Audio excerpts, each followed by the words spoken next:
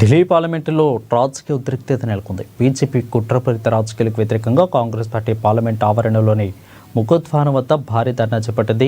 సత్యమేవ జయతే అనే నినాదంతో కాంగ్రెస్ ఎంపీలు నేతలు కేంద్ర ప్రభుత్వ వైఖరిని తీవ్రంగా ఖండించారు. ఈ నిరసనకు కాంగ్రెస్ ఎంపీ చామల కిరణ్ కుమార్ రెడ్డి నేతృత్వం వహించారు. బీజేపీ ప్రభుత్వం స్వతంత్రంగా పనిచేయాల్సిన దర్యాప్తు సంస్థలను తన రాజకీయ ప్రయోజనాల కోసం ఉపయోగించుకుంటుందని ఎంపీ చామల ఆరోపించారు.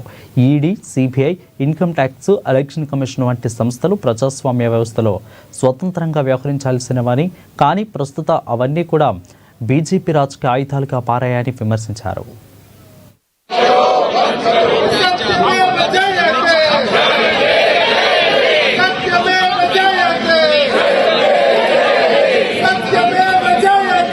ఈరోజు మకర్ద్వార్ ముందు సత్యమేవ జయతే ఏదైతే బీజేపీ కుట్రపూరిత రాజకీయాలు, ED, CBI, income tax, election commission లాంటి ఇండిపెండెంట్ సంస్థలను కూడా వారి అవసరానికి వాడుకుంటుందో అనడానికి ఈరోజు మా యొక్క ఈ యొక్క ప్రొటెస్ట్ నిదర్శనం. ఎందుకంటే గతంలో రాహుల్ గాంధీ గారు, సోనియా గాంధీ గారికి ఏ సంబంధం లేదు నేషనల్ హెరాల్డ్ స్కీమ్లు అని చెప్పినా కానీ వినకుండా ఈడీ తీసుకెళ్లి కోర్టులో ఛార్జ్షీట్ దాఖలాలు చేసింది.